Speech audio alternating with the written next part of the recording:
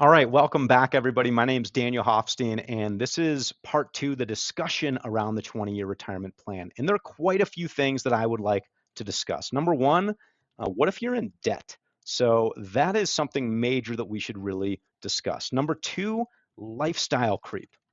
So hopefully you're comfortable where you're at and we can continue to invest, any increases in our salary. At this point, I sort of have a lifestyle creep of 50% of that increased salary while the other 50% contributes to our retirement. Depends on you.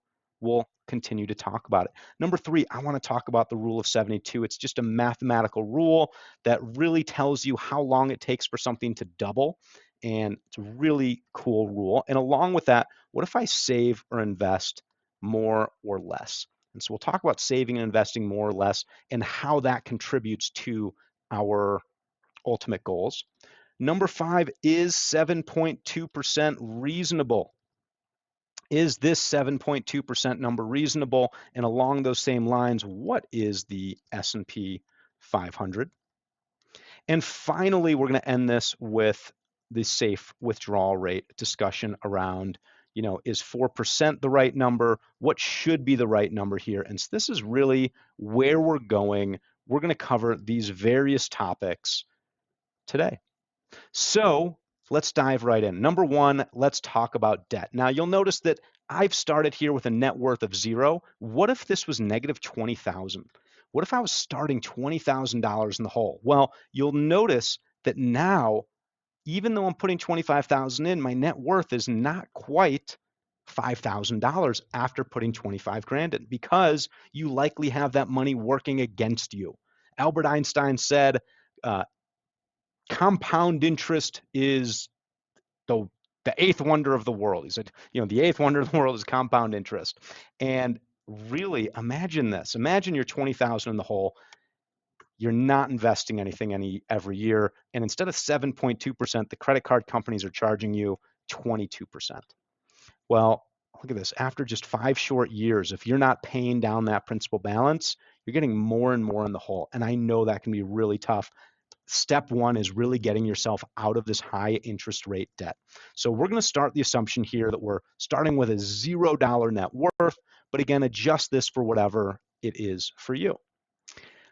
Lifestyle creep. Now, we'll talk about this a few times, but is $100,000 enough to live? And here, let me change this back to 25%. Is $100,000 really enough to live? Well, what we currently have going on is saying that $75,000 is enough to live. If you're not already investing money this year, I highly recommend trying to become comfortable with where you're at and saying, okay, how can I live as inexpensively as possible to be as happy as possible? So what do I really need? What do I not need? Does that thing bring me happiness and joy? Or would being able to retire earlier, having a larger safety net of having a larger financial safety net, is that going to make me happier? So lifestyle creep. Generally, as we make more, we spend more. I've known people who have made $30,000 a year contribute 10% to their religious organization and are still doing just fine. And I've known people who make $300,000 a year and $1.5 million a year and can't figure out how to save money. They go, oh, I don't know how to take a family out on vacation for less than $50,000. Now, everyone has their own thing. Some people are spending $300 a day on food. $300 a day on food is about $100,000. Look, everybody's different, but and it doesn't even have to be nice food at that. You could spend $100 a meal on DoorDash for two for breakfast, and that's not wholly unreasonable. Lifestyle creep is very real, and it can really happen to anybody.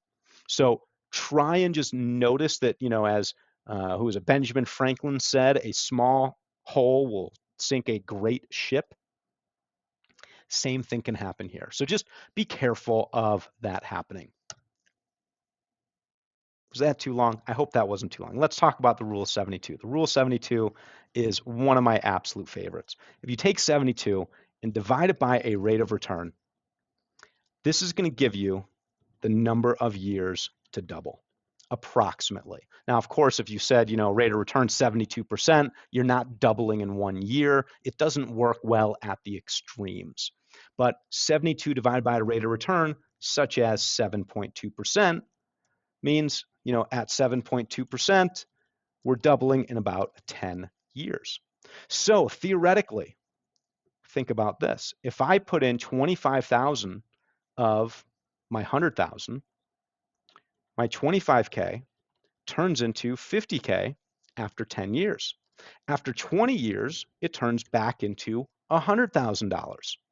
So after 20 years, I have my 100,000 back. Incredible. So if I had that 100,000 back and I wanted to keep on going along with this, I would need to take 75,000. I could take 75,000 out, contribute 25,000, and sort of keep this going forever.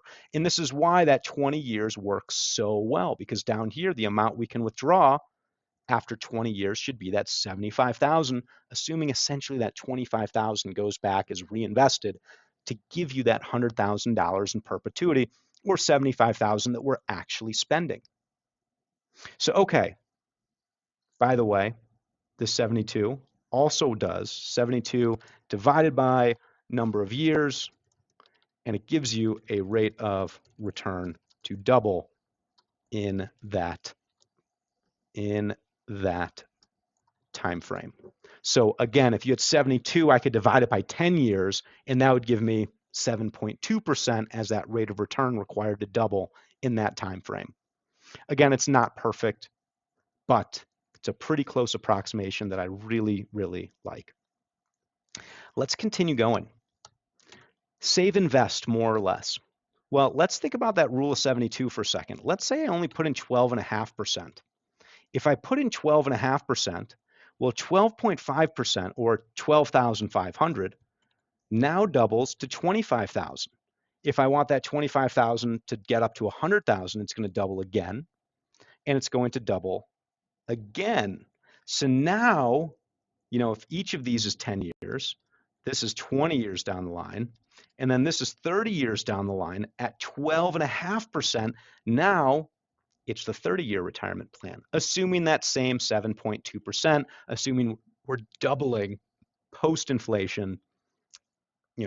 This is all sort of talking not about taxes. So in another video, we'll talk about what's the best way that we can sort of maximize our earnings, but this is talking about spendable money, right? I want to have that money to be spent. So 100,000, now we're looking at, I'm spending $87.5 thousand.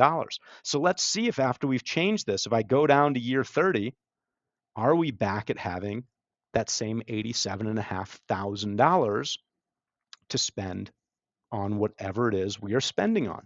So let's go ahead and check. So if we come on down here to our year 30, and here is finally when we're at that 87.5 thousand after 30 years. So you can play with this and put in whatever numbers you so choose to say, okay, how much am I willing to contribute and when am I going to be able to retire? If I only put in 12.5%, okay, it's going to take me 30 years. Now, of course, this isn't accounting for Social Security and other investments, but I want you to be able to retire on your own and not rely on the government or something else that who knows what will happen with it. It's also a little bit more conservative. Now let's assume that we were putting 50% away, which means now we're only living on $50,000. Well, my $50,000 is going to double in 10 years, right? This is just one doubling that needs to take place. And so hopefully if we come on down here to year 10, we'll see that we have once again that $50,000 as an amount we can withdraw. So let's come on down here, take a look, and there you have it. At 10 years, we have that $50,000 as an amount we can withdraw because we were living on so much less. And so really it's up to you to say, okay, what do I want my retirement plan to be? How much am I willing to invest? And that's how it is. If we save, invest more or less, what does that look like? Let's actually circle back to lifestyle creep here for a second. Let's say I start making more money. So I make 3% more post-inflation every year. Well, I'm already saying, you know what? I'm not going to spend 100% of it. In fact, I'm not even going to spend 50% of it. I'm going to invest 50% of it. So let's take a look. My salary is going up. I'm now investing a much larger portion. When do I get to retire? Well, when do we hit that 75,000? Hey, we hit 75,000 in year 17 now. But there's a little hiccup here. Look at this real quick. I'm actually spending more like $105,000, right? 160 less the 55,000 I'm investing because my lifestyle has crept up. So now if I want to get to the 105,000, I need to keep on working. But as I keep on working, my income continues to go up and I keep spending a little bit more of it. So in fact, it looks like by year 20, we have finally caught up where this 175 minus 62, actually that's closer to 113,000 if I subtract those, and I can withdraw 114. Wonderful. By year 20, we're there so long as I've been contributing that increase of 50%. Now, let's say I said, you know what, I'm going to be super conservative. I am going to contribute 100% of my salary will be contributed, and I'm getting these 3% raises. So now I really only need to have that same 75,000. At what point do we get there in our amount we can withdraw? I come on down here, it looks like by year 15, we are hitting that number. So bravo to us. At this point in time, we were saving 75,000. We're still only spending that 75,000, and we can start to withdraw a little bit more. And hey, it looks like we can be a bit more conservative there. Quite nice. Okay, I'm going to set this back to where we were. 7.2%. Is that reasonable? Well, I picked that number because A, it works really well with the rule of 72, and it's sort of the post-inflation rate of return for the S&P 500. Now, this does include reinvesting dividends, so I'm not taking any money out of that. Any money that it produces, it continues to grow with. Remember, compound interest, the eighth wonder of the world. And so I pulled up this little chart, S&P 500 data. What did $100 turn into from 1945 to 2025? And you'll notice that we have this change including dividends, and we have this including dividends inflation adjusted. And so that's what I really care about, is that inflation adjusted return. Now I can play around with this and see, well, what did different time periods produce? Like, what if I change this to 2005? Well, 2005 to 2025, similarly, 7.88%. Great. Well, not everything has that same great rate of return. How about from the year 2001 to 2008? If I look at 2001 to 2008, we actually lost 6% per year. Now, granted, that's only a 7-year time frame, and most of this works best on a long horizon. But I just want to put that out to you as a caveat that it really depends on the time frame that you're looking at. I'm just going to put in one that I actually have not looked at before, but this is a 50-year time frame. And the last 50 years, wow, 8.27%, not too shabby. But what is the S&P 500? The S&P 500 is essentially the 500 largest companies based in the US that are profitable. So the S&P are the Standard & Poor 500. That 500 stands for the number of companies in the index, though some companies have dual share classes like Google or Goog. They have two different share classes, and so they'll appear in there twice. Berkshire Hathaway, they've got A and B, though I believe on a going forward basis, the S&P has said we're not going to allow those companies in. It's not perfectly mechanical, but it's pretty close. But okay, let me go back, make sure I'll get there. So what is the S&P 500? Essentially, the 500 most profitable companies that are based in the US, SEC regulated, right? The Securities and Exchange Commission, highly regulated companies. Now, one other question, is the S&P 500 diversified?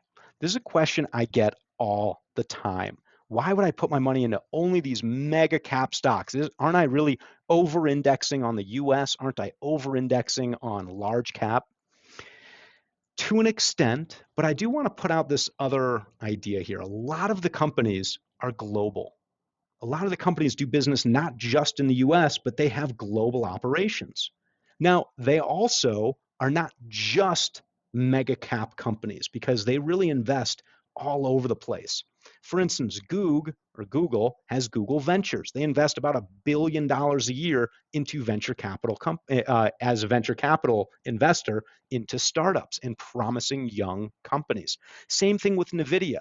NVIDIA is part of the S&P 500. So maybe you've seen their run up over the last few years because they've been a part of the S&P 500. If you hadn't invested in the S&P 500, you would have gotten a piece of that.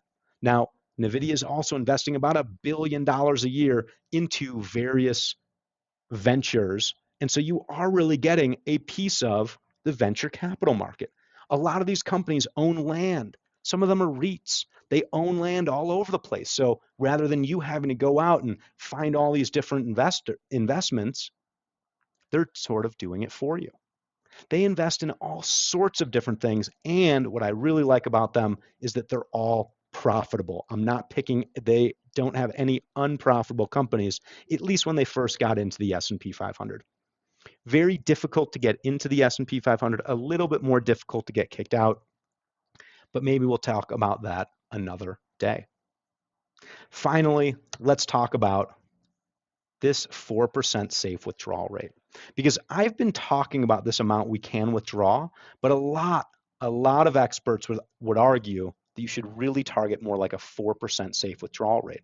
So maybe this 20-year retirement plan, well, let's see when we hit 75,000, maybe it's more like a 27-year retirement plan, because this is when you have the safe withdrawal rate at 4% that you can withdraw.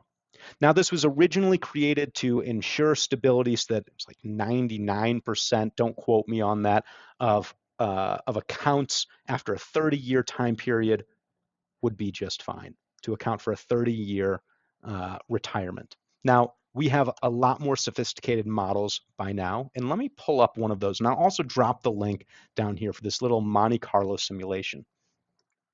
So what this is going to do is basically look at historical returns and simulate future returns based on our inputs. So let's take a look at what we can put in here and what I've sort of set this up with. Number one, we're starting with $1 million to make the numbers easy.